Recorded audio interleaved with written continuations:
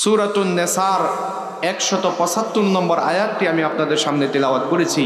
আল্লাহ তাআলা বলেন, ফাআম্মাল্লাযীনা আমানু বিল্লাহি ওয়া'তাসামু বিহি ফাসায়ুদখিলুহুম ফি রাহমাহ। জোরে বলুন আল্লাহু আকবার। আল্লাহ তাআলা বলেন, তোমরা জান্নাত থেকে আসছো, দুনিয়াতে কিছুদিন থাকার পরে আবার জান্নাতে যাবে, তবে মাঝখানে কিছুটা সময় তোমাদের কিছু কাজ করতে হবে। যদি তোমরা জান্নাতে প্রবেশ করতে চাও, যদি রহমতের মধ্যে প্রবেশ করতে চাও, যদি আল্লাহর কাছ থেকে কিছু পেতে চাও, যদি আল্লাহর একত্ববাদে আল্লাহর একান্ত বান্দা হতে চাও, তাহলে তোমাদের দুটি কাজ করতে হবে। কথা বলেন কয়টি? আওয়াজ করে বলেন না কয়টি? দুটি কাজ করতে হবে। সম্মানিত হাজিরিন, 1 নম্বর কাজ, আল্লাহ তাআলা পৃথিবীতে কোটি কোটি মানুষ বানিয়েছেন, কোটি কোটি মানুষ বানিয়েছেন।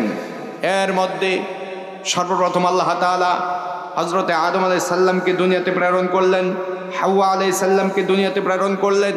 এই দুজনের বংশ থেকে, দুজনের মধ্য থেকে আল্লাহ তাআলা পৃথিবীতে অগণিত মানুষ ছড়িয়ে দিলেন। সবাই তখন ছিল এক আল্লাহর গোলাম, সবাই তখন ছিল এক আল্লাহর খাঁটি বান্দা। পর্যায়ক্রমে, পরিবেশ পরিক্রমায়, ধারাবাহিকভাবে, ধীরে ধীরে মানুষগুলো লাইন থেকে বিচ্যুত হয়ে, মানুষগুলো সিরিয়াল থেকে বিচ্যুত হয়ে এক একজন এক এক ধর্মের অনুসারী নিজেদের মন গড়া মতবাদ তৈরি করে, নিজেদের মন গড়া ধর্ম আবিষ্কার করে এক একজন এক এক ধর্মের অনুসারী হয়ে গেলেন। কথা বলেন ঠিক কিনা? সেই সুবাদে আল্লাহ তাআলা বলেন, এই কোটি কোটি মানুষের মধ্য থেকে, হাজারো ধর্মের অনুসারীদের মধ্য থেকে যারা দুটি কাজ করবা, তারাই আমি আল্লাহ তাআলার রহমতের মধ্যে প্রবেশ করবা। আর যারা রহমতের মধ্যে প্রবেশ করবা, মৃত্যুর আগ পর্যন্ত হিদায়াতের পথেই অবিচল থাকবা। আর হিদায়াতের পথে অবিচল থাকলে মৃত্যুটা তোমাদের ঈমানের সাথে হবে, আর ঈমানের সাথে মৃত্যু হলে তোমরা ডাইরেক্ট আল্লাহর জান্নাতে যাবে। কথা বলেন ঠিক কিনা? আল্লাহ রাব্বুল আলামিন বলেন, দুনিয়ার সকল মানুষদেরকে উদ্দেশ্য করে বলছেন, পৃথিবীর সকল মানুষদেরকে ডাক দিয়ে বলতেছেন, ফাআম্মাল্লাযীনা আমানু বিল্লাহি ওয়া'তাসামু বিহি ফাসায়ুদখিলুহুম ফি রাহমাতিম মিনহু ওয়া ফাদল ওয়া ইয়াহদিহিম ইলাইহি সিরাতাম মুস্তাকিমা। জোরে জোরে বলেন আল্লাহু আকবার। আল্লাহ তাআলা বলেন, পৃথিবীর মানুষেরা, তোমরা যদি আল্লাহ তাআলার রহমত পেতে চাও, তোমরা যদি রহমতের মধ্যে প্রবেশ করতে চাও, যদি আল্লাহ তাআলার জান্নাত পেতে চাও, তোমাদের দুটি কাজ করতে হবে। 1 নম্বর কাজ হচ্ছে ফাআম্মাল্লাযীনা আমানু, একমাত্র আল্লাহ তাআলার উপরে ঈমান আনয়ন করতে হবে, আল্লাহকে বিশ্বাস করে দিতে হবে। তোমার ব্যক্তি জীবন থেকে শুরু করে, পারিবারিক জীবন থেকে শুরু করে, সামাজিক জীবন থেকে শুরু করে, রাষ্ট্রীয় জীবন পর্যন্ত, আন্তর্জাতিক জীবন পর্যন্ত তোমার একমাত্র আল্লাহকে বিশ্বাস করবে, আল্লাহর আনুগত্য করবে, আল্লাহর আইনগুলো মেনে নেবে। আল্লাহ তাআলা যেটাকে হারাম করেছেন সেটাকে ছেড়ে দেবে, আল্লাহ তাআলা যেটাকে হালাল করেছে সেটাকে গ্রহণ করবে, সেটাকে আঁকড়ে ধরবে। নবীজি যেই কথা বলেছেন সেটাকে মান্য করবে, যেটা নিষেধ করেছেন সেটাকে বর্জন করবে। এক আল্লাহর উপর ঈমান যদি আনয়ন করতে পারো, আল্লাহ পাক রব্বুল আলামিন বলেন, তোমাদেরকে দুনিয়ার জমিনে 3টি পুরস্কার দিয়ে দেব। বলেন মারহাবা। কষ্ট কম, পারিশ্রমিক বেশি, পরিশ্রম কম, পারিশ্রমিক বেশি, কষ্ট কম, প্রতিদান বেশি। দুনিয়ার জমিনে হুকুম মানব 2টা, পুরস্কার পাবো 3টা। পুরস্কার পাবো কয়টা? 3টা। হুকুম মানব মাত্র 2টা। আল্লাহ তাআলা বলেন, 1 নম্বর হুকুম হচ্ছে ফাআম্মাল্লাযীনা আমানু, আল্লাহর উপরে পূর্ণ আস্থা স্থাপন করতে হবে, আল্লাহর উপর পূর্ণ বিশ্বাস করতে হবে, আল্লাহ তাআলার সকল আইনগুলো পরিপূর্ণভাবে মেনে নিতে হবে। অর্ধেক মানলাম, অর্ধেক মানলাম না, কিছু মানলাম, কিছু মানলাম না। আল্লাহ তাআলা যেই হুকুমগুলো করেছেন, কিছু বাস্তবায়ন করলাম আর কিছু বাস্তবায়ন করলাম না, হবে না। আল্লাহ পাক রব্বুল আলামিন অন্য আয়াতের মধ্যে বলেন, অন্য আয়াতের মধ্যে আল্লাহ তাআলা বলেন, ক্বালু রাব্বুনাল্লাহ সুম্মা ইসতাকামু তাতানাজ্জালু আলাইহিমুল মালাইকা আল্লা তাখাফু ওয়া লা তাহজানু ওয়া আবশিরু বিল জান্নাতিল্লাতী কুনতুম তুআদুন। আল্লাহ পাক রব্বুল আলামিন বলেন, ঈমান আনতে গিয়া, ঈমান আনয়ন করার পরে, আল্লাহকে বিশ্বাস করে নেওয়ার পরে যদি বান্দা তাই সেই বিশ্বাসের প্রতি ইস্তেকামাত থাকতে পারে, সেই বিশ্বাসের উপরে বান্দা অটল থাকতে পারে, সেই বিশ্বাসের উপরে বান্দা যদি ঠিকভাবে দাঁড়িয়ে থাকতে পারে, মৃত্যুর আগ পর্যন্ত যদি ঈমানটাকে ধরে রাখতে পারে, আল্লাহ পাক রব্বুল আলামিনের পক্ষ থেকে বান্দার উপর সুসংবাদ আসে। কোন মারহাবা। আল্লাহ তাআলা বলেন 2 নম্বর শর্ত হচ্ছে ওয়াতাসমু বিহি। এ বান্দা, তুমি ঈমান আনার পরেই ক্ষান্ত হওয়া যাবে না। আল্লাহকে বিশ্বাস করে নিলাম, আল্লাহর হুকুম মানলাম না, চলবে না। আল্লাহকে বিশ্বাস করি, আল্লাহর আইন মানি না, চলবে না। আল্লাহকে বিশ্বাস করে আল্লাহর হুকুমগুলো জমিনের মধ্যে বাস্তবায়ন করতে পারবো না, চলবে না। আল্লাহ তাআলা বলেন ওয়াতাসমু বিহি। যদি সেই ঈমানের পথেই বান্দা টিকে থাকতে পারে, ঈমানের পথে টিকে থাকাটা এত বড়টা সহজ নয়। ঈমানের পথে টিকে থাকা এতটা সহজ বিষয় নয়। ঈমানের উপরে টিকে থাকতে গেলে বান্দা, তোমার উপরে ঝড় আসবে, বাধা আসবে, বিভিন্ন প্রকার বাধা আসবে, জেল হবে, জুলুম হবে, জরিমানা হবে। সব কিছু উপেক্ষা করে বান্দা যদি ঈমানের প্রতি ইস্তেকামাত থাকতে পারো, তবেই বান্দা তোমার উপর রহমত আসবে, তবেই বান্দা তুমি রহমতের মধ্যে প্রবেশ করবা, তবেই বান্দা তুমি জান্নাতের মেহমান হয়ে যাবা। কোন সুবহানাল্লাহ।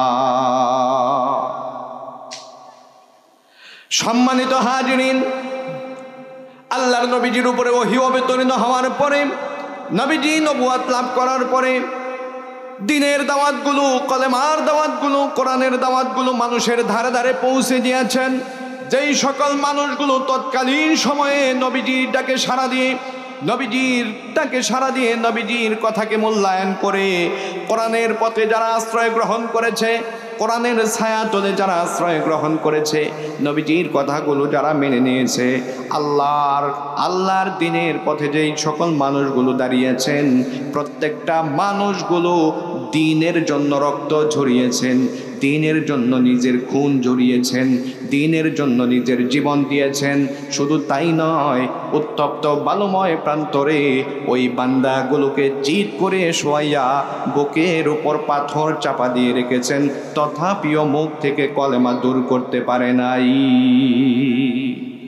তথাপিও মুখ থেকে কলেমা দূর করতে পারে নাই।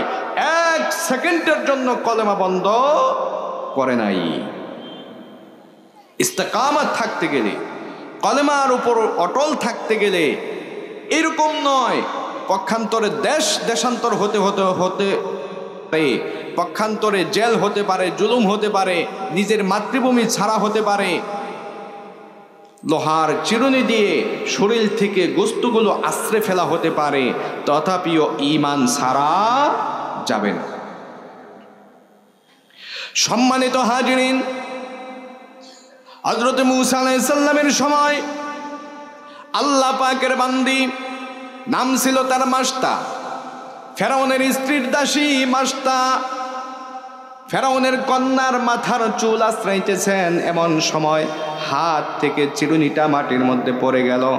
হাত থেকে চিরুনিটা মাটির মধ্যে পড়ে যাওয়ার সাথে সাথে মাশতা চিরুনিটা মাটির থেকে তোলার সময় বলছেন বিসমিল্লাহির রহমানির রহিম। আল্লাহর নাম নিয়ে যখন ওই মাটির থেকে চিরুনিটা তুললেন, ফেরাউনের কন্যা ডাক দিয়ে বললেন, এ তুমি কোন রবের নাম নিলা? তুমি কোন রবের নাম নিয়ে চিরুনি উঠাইলা?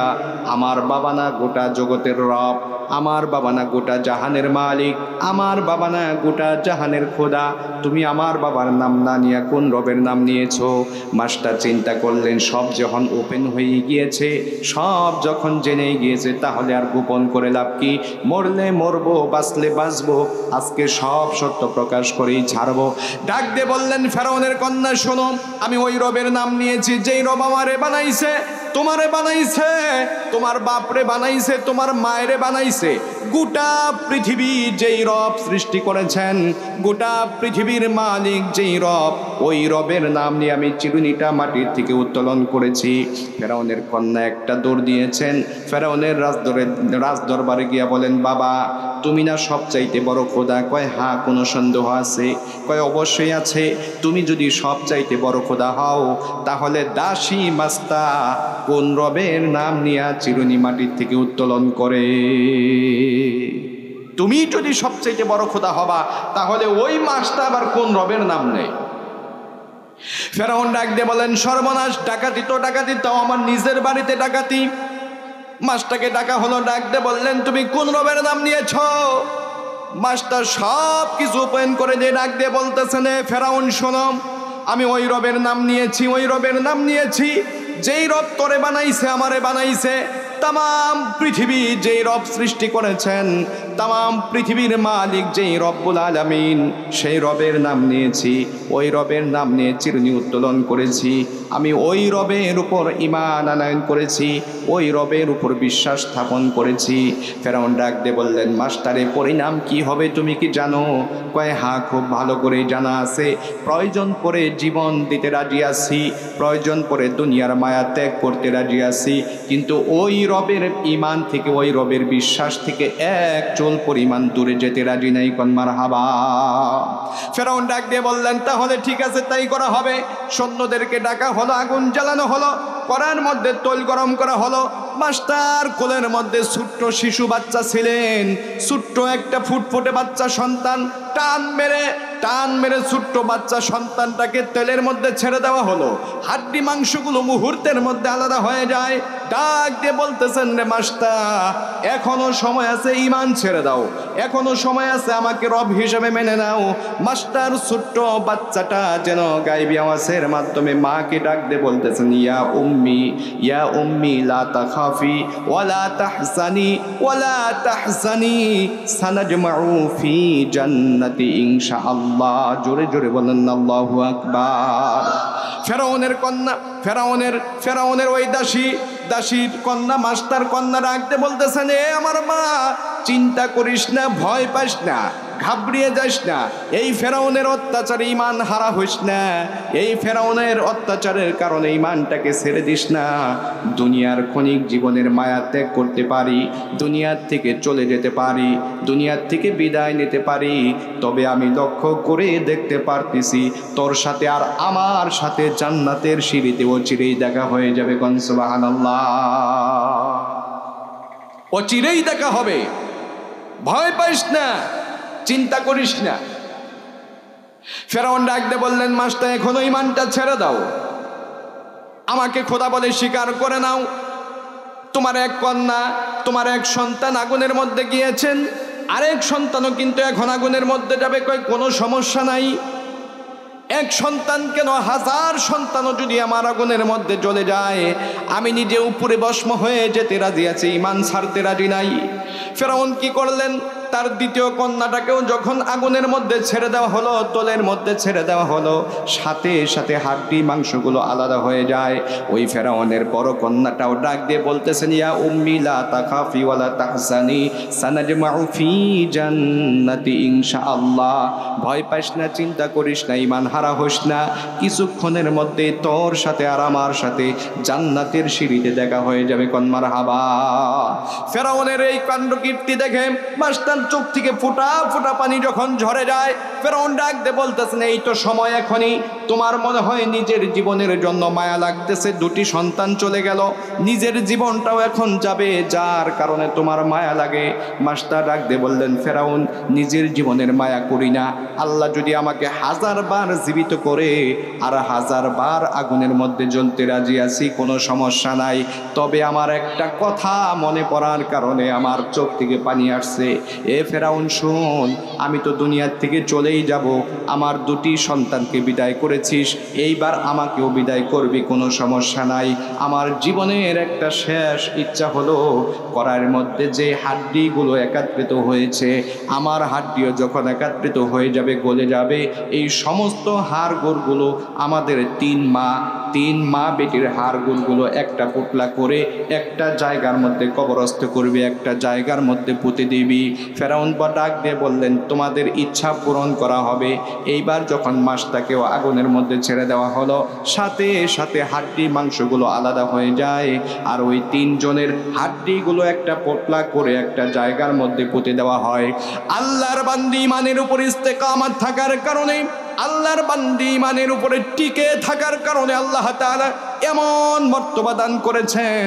হাজার হাজার বছর পরে আমার নবীজি যখন মিরাজের রজনীতে জান্নাত দেখেন, জাহান্নাম দেখেন, আরশে আজিম ভ্রমণ করেন, সব কিছু যখন ভ্রমণ করেন, আল্লাহর নবীর নাকের মধ্যে সুন্দর সুঘ্রাণ ভেসে আছে। ডাকতে বললেন, ভাই জিব্রাইল, এত সুন্দর সুঘ্রাণ জীবনেও কোনোদিন শুনি নাই, এত সুন্দর সুঘ্রাণ আমার নাক কোনোদিন স্পর্শ করে নাই, এত সুন্দর সুঘ্রাণ কোথার থেকে আসে? আল্লাহর নবীর জবাবে ডাক দিয়ে বললেন, জিব্রাইল, ওগো আল্লাহর নবী, এটা কোনো দুনিয়ার সুগন্ধ নয়, স্বয়ং আল্লাহ তাআলার বান্দি মাস্টার কবর থেকে এত সুন্দর সুঘ্রাণ আরশে আজিম পর্যন্ত পৌঁছে গিয়েছে। কোন মারহাবা। হাজার হাজার বছর পরেও আরশে আজিম পর্যন্ত বান্দির সুঘ্রাণ পৌঁছে গিয়েছে। নবীজি মিরাজের রজনীতে সেই সুঘ্রাণ নাকের মধ্যে পায়। কোন মারহাবা। ইমানের উপর ইস্তেকামত থাকা, টিকে থাকা এত সহজ বিষয় নয়। পুরস্কার পাওয়াটা এত সহজ বিষয় না। এজন্য আল্লাহ তাআলা বলেন, হুকুম মানবা দুইটা, পুরস্কার পাইবা তিনটা। এক নম্বরে ঈমান আনবা, দুই নম্বরে ঈমানের পথে টিকে থাকবা। ওয়াতাসমু বিহি, এর ব্যাখ্যায় দেখেন মুফাসসিরুন কিরাম সুন্দর করে বলেন যে ওয়াতাসমু বিহি বলে আল্লাহ তাআলা বুঝাইতে যাচ্ছেন, বান্দা ঈমানের পথে ইস্তেকামত থাকা মানে তোমাকে যে একটা গাইডলাইন দেওয়া হয়েছে, তোমাকে যে একটা কিতাব দেওয়া হয়েছে, এই কিতাব বা থেকে শুরু করে নাস পর্যন্ত যা আছে এর ভিতরে সব তোমার জীবনের মধ্যে বাস্তবায়ন করতে হবে। এটার নাম ঈমানের উপর ইস্তেকামত থাকা। কোন মারহাবা। কোরআনের মধ্যে যা কিছু দিয়েছেন, আল্লাহ হুকুম করেছেন সব মানতে হবে, যা আল্লাহ নিষেধ করেছেন সব বর্জন করতে হবে। নামাজের কথা আল্লাহ হুকুম করেছেন, নামাজ কায়েম করতে হবে। রোজার কথা আল্লাহ হুকুম করেছেন, রোজা পালন করতে হবে। হজ্জের কথা আল্লাহ হুকুম করেছেন, হজ করতে হবে। আদলের কথা আল্লাহ বলেছেন, ন্যায় বিচার প্রতিষ্ঠা করতে হবে। আর ওই যে দোকানের মধ্যে বসে যারা চার আড্ডাখানার মধ্যে লিপ্ত আছে, ওই সমস্ত জিনিসগুলো, ওই সমস্ত কাজগুলো আল্লাহ তাআলা বর্জন করতে বলেছেন, সেটা বর্জন করতে হবে। যদি না করতে পারি তাহলে বুঝতে হবে আমাদের ঈমানের মধ্যে দুর্বলতা আছে। কথা বলেন ঠিক কিনা? আমাদের ঈমানের মধ্যে দুর্বলতা আছে।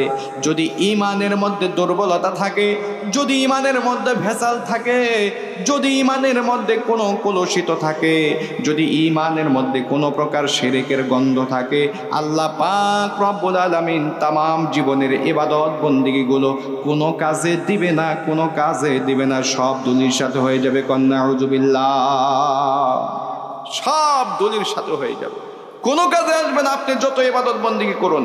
আল্লাহর নবীজি বলেন হাদিসের মধ্যে যে আপনার ঈমান যদি ঠিক না হয়, ঈমান যদি খাঁটি না হয়, ঈমান যদি খালেস না হয়, তাহলে আপনার হজ, আপনার যাকাত, আপনার সাওম, আপনার উমরা, আপনার জিহাদ, আপনার সব ইবাদত বন্দেগীগুলো একটাও আল্লাহর দরবারে কবুল হবে না, একটাও কবুল হবে না। সম্মানিত হাজিরিন, এই জন্য আমাদের ঈমানটা খাঁটি করতে হবে কি হবে না? ঈমানটা খাঁটি করতে হবে না, হবে কি হবে না? ঈমানটা হচ্ছে একের মতো, ঈমানটা একের মতো। বাম পার্শ্বে যদি এক থাকে, ডান পার্শ্বে একটা শূন্য দিলে কত হবে? 10 হবে। আরেকটা শূন্য দিলে 100 হবে, আরেকটা শূন্য দিলে 1000 হবে, আরেকটা শূন্য দিলে 10,000 হবে।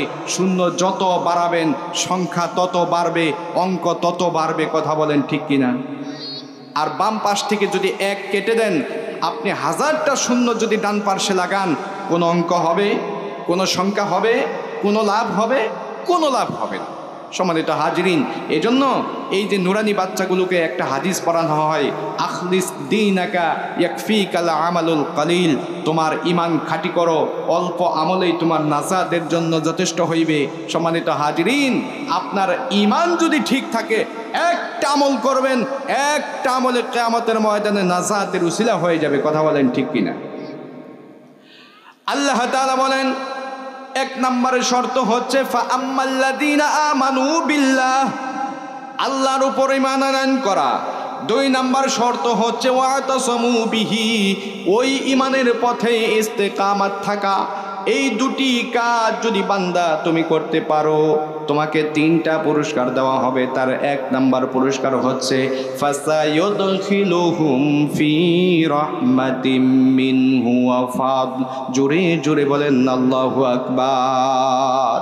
আল্লাহ তাআলা বলেন 1 নম্বর পুরস্কার হচ্ছে ফাসায়ুদখিলুহুম ফি রাহমাতিম মিনহু ওয়া ফাদল, বান্দা তোমাকে রহমতের মধ্যে প্রবেশ করানো হবে।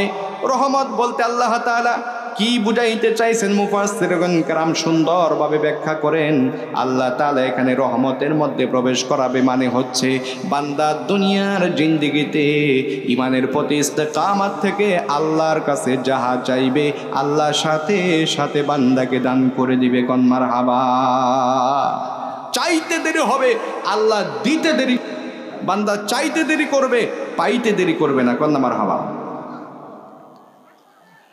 সম্মানিত হাজিরিন, বুখারী শরীফের সরা লিখেছেন ইবনে হাজার আসকালিন রহমাতুল্লাহি আলাইহি, আয়াতের ব্যাখ্যা লিখতে গিয়ে সুন্দর একটি ঘটনা উল্লেখ করেছেন। সুন্দর একটি ঘটনা উল্লেখ করেছেন।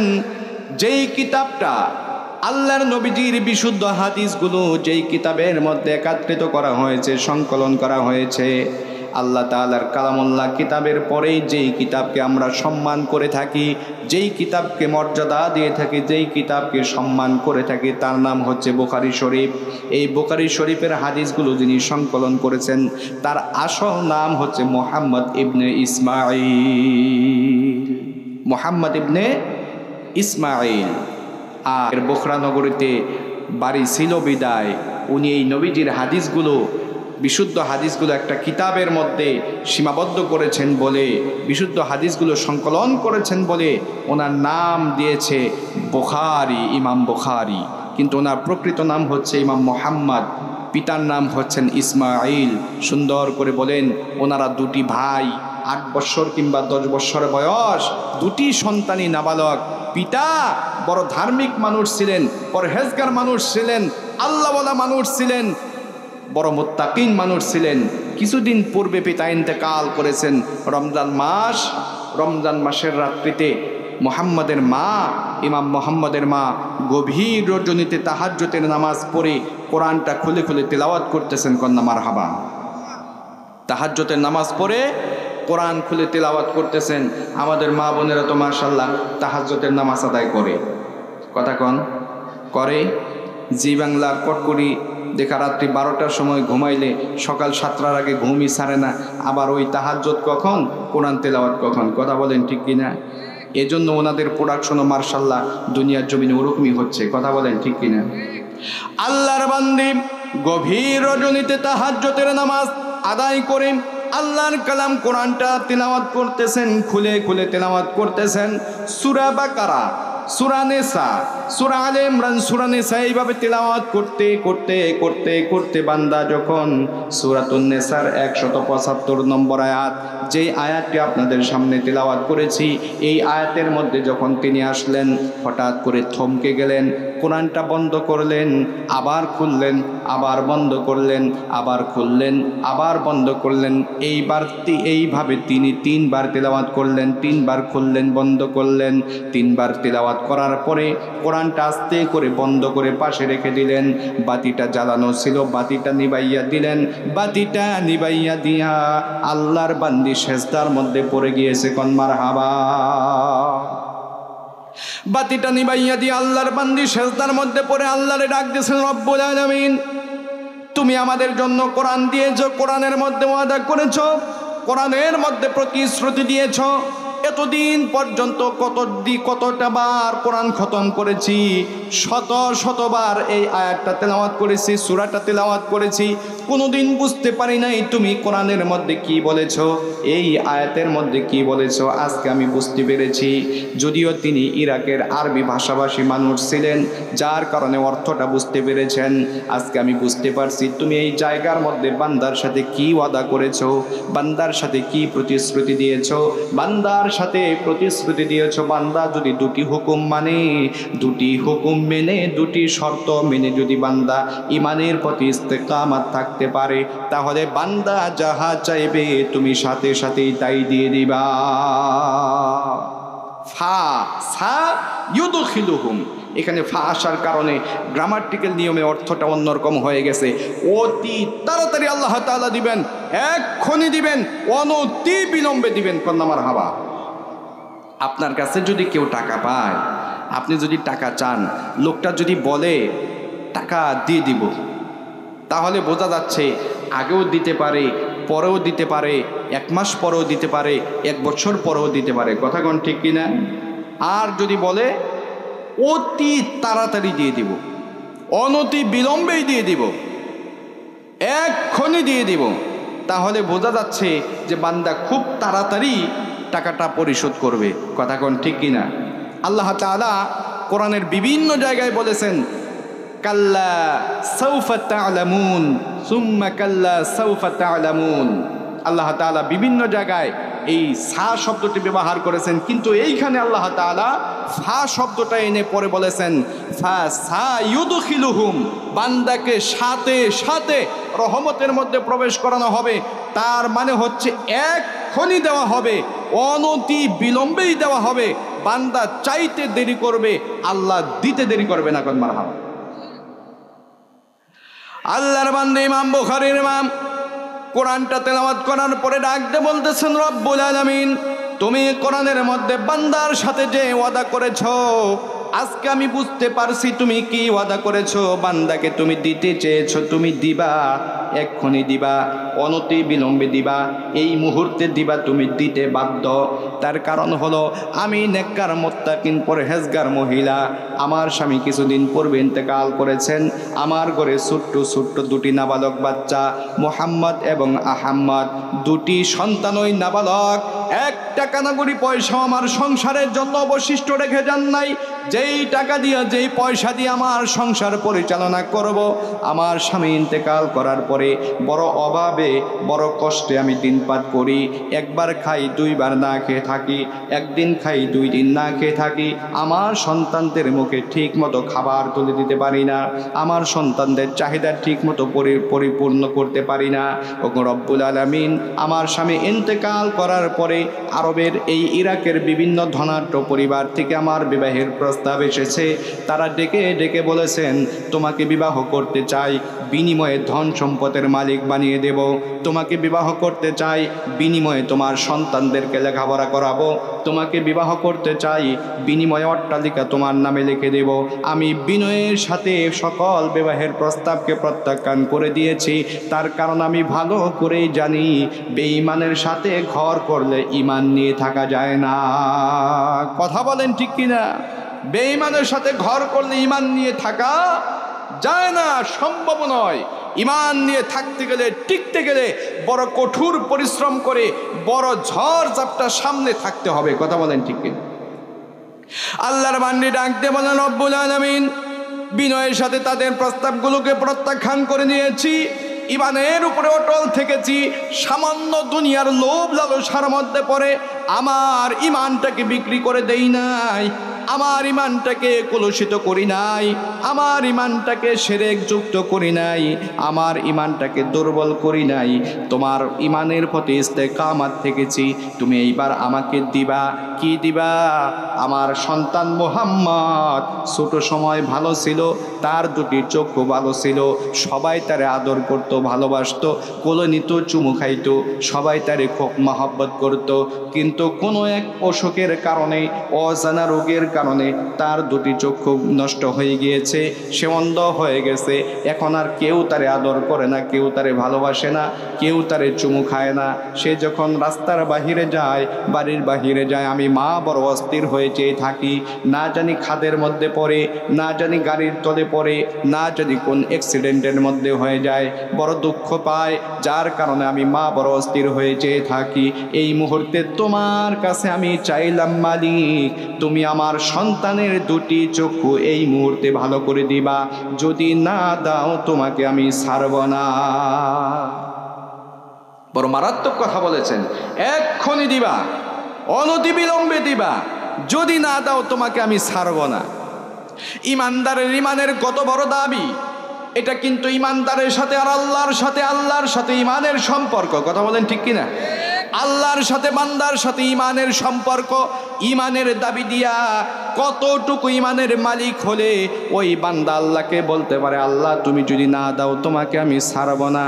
আজকের মাহফিলের প্রধান অতিথি যিনি, আগামী দিনের প্রধান অতিথি যিনি, আমাদের সংসদ সদস্য, উনি যদি এখানে আসে, সাধারণ একটা মানুষ যদি দাঁড়াইয়া বলে, মাননীয় এমপি সাহেব আমার এলাকায় অথবা আমাকে এই জিনিসটা দিতে হবে, আমার এলাকায় এই কাজটা করতেই হবে, আপনাকে যদি না করেন ছাড়ব না, কথাকে ঠিক হবে? ঠিক হবে? মোটেই ঠিক হবে না। একটা এমপির সাথে কীভাবে কথা বলতে হয়, নম্রতার সাথে, ভদ্রতার সাথে, ওই বান্দাটাকে বিভিন্ন প্রকার শিক্ষা দেওয়া হবে। কথা বলেন ঠিক কিনা? সাধারণ কোনো মানুষ কিন্তু এরকম সার্চ করে বলতে পারবে না।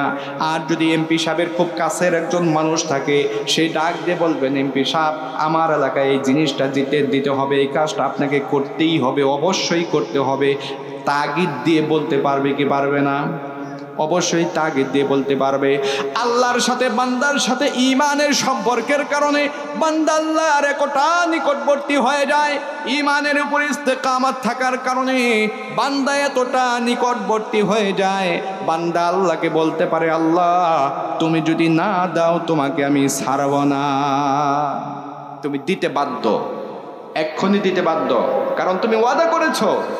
তুমি তো আহকামুল হাকিমিন, তুমি তো বিচারকদের বিচারক, তুমি তো সত্যবাদীদের সত্যবাদী। তোমার উপরে পৃথিবীতে কোনো সত্যবাদী নাই। সুতরাং তুমি ওয়াদা করেছো, তুমি কথা দিয়েছো বান্দার সাথে, তুমি দিবা না কেন? এক্ষুনি দিবা। আল্লাহর বান্দির সন্তানদের ঘুম ভেঙে যায়। মুহাম্মাদের ঘুম ভেঙে গেল, আহম্মদের ঘুম ভেঙে গেল। মায়ের গলাটা জড়াইয়া ধরে দুটি সন্তান হাউমাউ করে কান্দে আর বলে, মা আর কাঁদতে হবে না। কোন জন্য কাঁদতেছেন আমি জানি, আমি বুঝি। আমাদের খাবার দিতে কষ্ট হয়, আমাদের ভরণ পোষণ করতে আপনার কষ্ট হয়, যার কারণে আপনি কাঁদতেছেন। আর কাঁদতে হবে না, জীবনে আর আপনার কাছে খাবার চাইব না। একবার খাবো, দুইবার না খেয়ে থাকবো, একদিন খাবো, 3 দিন না খেয়ে থাকবো, তবু আপনার কষ্ট করতে হবে না। আল্লাহর দরবারে এত কান্নাকাটি করতে হবে না। আর বাকি জীবনে আপনার কাছে আর খাবার চাইব না। ইমাম মুহাম্মদের মা ডাকতে বলেন, রব্বুল আলামিন আমার সন্তানেরা এখন পর্যন্ত জানে না আমি কোন কারণে কান্নাকাটি করি। আমি তো খাবারের জন্য কান্নাকাটি করি না, আমার মুহাম্মদের দুটি চক্ষু ভালো হওয়ার জন্য কাঁদি। কথা বলেন ঠিক কিনা? ওরা এখনো জানে না আমি কি জন্য কান্নাকাটি করি। কিতাবের মধ্যে লেখেন, মায়ের পাশে দুটি সন্তানও সেজদায় পড়ে গেছে। কন্যা মারহাবা। ইমাম মুহাম্মদ এক পাশে, আহম্মদ এক পাশে, 2 সন্তান 2 পাশে, মা সেজদায়, সন্তানেরাও সেজদায়। এই দৃশ্য শুধু একমাত্র নেককার, মুত্তাকিন, পরহেজগার মহিলা যারা, মা যারা, তাদের বাড়িতেই দেখা যায়। কথা কোন ঠিক কিনা? আমি যখন রৌহা মসজিদের ইমাম, আসরের নামাজের পরে হাঁটতেছি, একটু হাঁটাপিটা করতেছি, মসজিদের পাশেই রাস্তা দিয়ে হাঁটতেছি, এমন সময় ছোট্ট ছোট্ট 2টা বাচ্চা দৌড়ে যাচ্ছে। আর পিছনে পিছনে সম্ভবত ওই বাচ্চাটার মা, খালা, চাচি, যাই কিছু হোক না কেন, গার্ডিয়ান হবে, 3-4 জন যাইতেছে। এমন সময় ছোট্ট বাচ্চা মাত্র কথা বলা শিখছে এবং হাঁটা চলা শিখছে, ছোট্ট বাচ্চা ডাক দিছেন, গানের সুর ধরে ফেলছেন, ভুল বুঝে চলে যাও, যত খুশি ব্যথা দাও। বুঝতে পারেন নাই কথা? ভুল বুঝে চলে যাও, যত খুশি ব্যথা দাও, সব ব্যথা নীরবে সইব। তা আমি চিন্তা করলাম, কেরে এতটুকু বাচ্চা এই গান শিখলো কোত্থেকে? নিশ্চয়ই ওর বাড়িতে গানের চর্চা হয়, নিশ্চয়ই ওর বাড়িতে টেলিভিশনে গান হয়, নিশ্চয়ই ওর বাড়িতে মোবাইলে গান বাজে, নিশ্চয়ই ওর বাড়িতে গানের অনুষ্ঠান হয়, গানের চর্চা হয়, যার কারণে সে গান শিখছে। আর যদি কোরআনের তেলাওয়াত হতো, আর যদি নামাজের প্রশিক্ষণ হতো, আর যদি হামদ গজলের প্রশিক্ষণ হতো, তাহলে ওই সন্তানের মুখে থাকতো আল্লাহর নাম, মুখে থাকতো রাসূলের নাম, মুখে থাকতো কোরআন তেলাওয়াত। কথা বলেন ঠিক কিনা? সম্মানিত হাজিরিন, আল্লাহর 2 জন বান্দা মুহাম্মদ এবং আহম্মদ 2 পার্শ্বে সিজদারত অবস্থায় যখন কান্দে, হঠাৎ করে মুহাম্মদ উঠে বসেছেন, চোখের মধ্যে একটু আফসা আফসা লাগে, বসে যখন চোখটা এমনি করে ডলা মারছেন, আস্তে করে দেখেন কিছু কিছু আফসা আফসা দেখা যায়। আস্তে আস্তে পরিপূর্ণ যখন চোখের জ্যোতি ফিরে আসছে, চোখের আলোটা ফিরে আসছে, মায়ের গলাটা জড়াইয়া ধরে বলেন, মা আর কাঁদবেন না, আর কাঁদতে হবে না, আপনাকে আর টেনশন করতে হবে না, আমার আল্লাহ আপনার দোয়া কবুল করে নিয়ে আমার চক্ষু ভালো করে দিয়েছে। কোন সুবহানাল্লাহ। ইমাম মুহাম্মদের মা বলেন, বাবারে তুই আমারে সান্ত্বনা দেওয়ার জন্য কথা বলিস? কয় না, সান্ত্বনা দেওয়ার জন্য বলি না, একটু মিথ্যা কথা বলি না মা। এইবার মা বাতিটা জ্বালাইলেন, বাতিটা জ্বালাইয়া বলতেছেন, বাবারে এই জায়গার মধ্যে কয়টা আঙ্গুল? বলে 5টা। এখন কয়টা? বলে 3টা। এটা কি? বলেন তোমার নাক। এটা কি? বলেন তোমার চোখ। আল্লাহর বান্দি 10টা পরীক্ষা করলেন। 10টা পরীক্ষা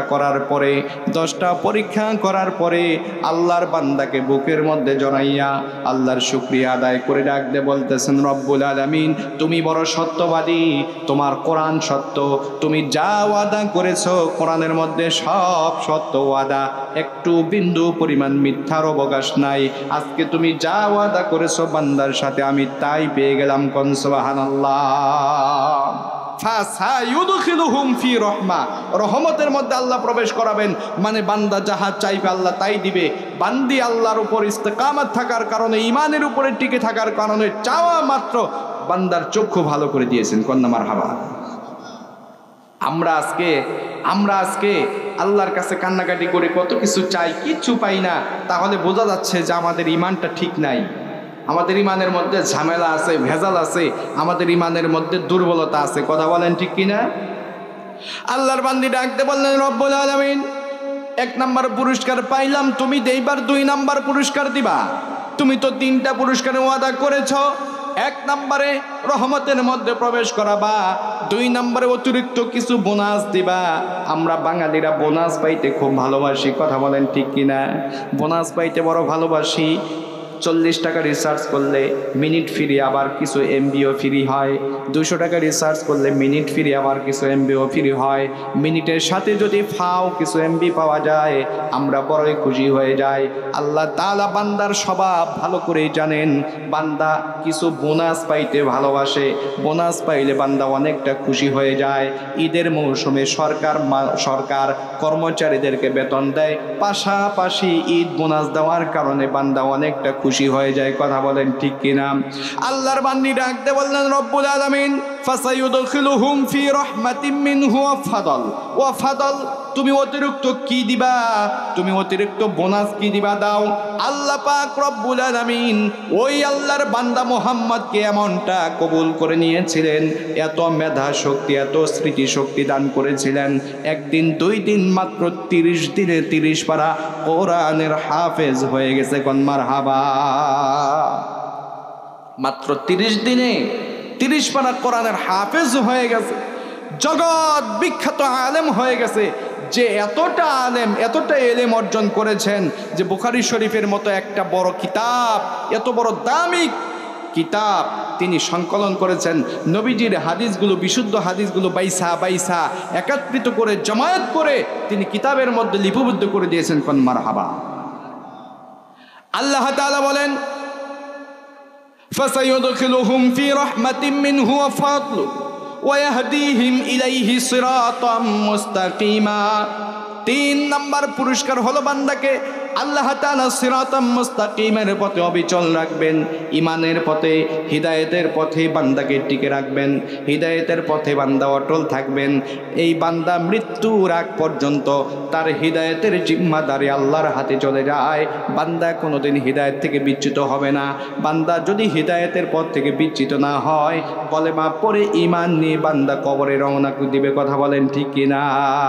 সম্মানিত হাজরিন, সারাটা জীবন ইবাদত করলেন, আমল করলেন, সারাটা জিন্দেগি নামাজের মধ্যে কাটায় দিলেন, তাসবির মধ্যে কাটায় দিলেন, মৃত্যুর সময় কলেমা নসিব হইল না, ঈমান নিয়ে যেতে পারলাম না। সারা জীবনের ইবাদতের কোনো দাম আছে? কোনো দাম আছে? কোনো দাম নাই। আল্লাহ তাআলা বলেন দুটি হুকুম মানার পরে হিদায়াতের দায়িত্ব আল্লাহ তাআলার হাতে, হিদায়াতের জিম্মাদারি আল্লাহ তাআলার হাতে। ওই বান্দাকে হিদায়াতের উপরে ইস্তেকামত থাকাইয়া ওয়াহদিহিম ইলাইহি সিরাতাম মুস্তাকিমা, ওই পথের উপরে দাঁড় করাইয়া আল্লাহ তাআলা ঈমানের সাথে বান্দাকে উঠিয়ে নেবে। কোন মারহাবা। আল্লাহ তাআলা আমাদেরকে সকলকে নেক হায়াত দারাজ করুন এবং সঠিক বুঝ দান করেন। যা কিছু শুনলাম বললাম তদ অনুযায়ী আমল করার তৌফিক দান করেন। সকল বলেন আমিন। ওয়া আখিরু দাওয়ানা আলহামদুলিল্লাহি রাব্বিল আলামিন। আসসালামু আলাইকুম ওয়া রাহমাতুল্লাহি ওয়া বারাকাতুহু।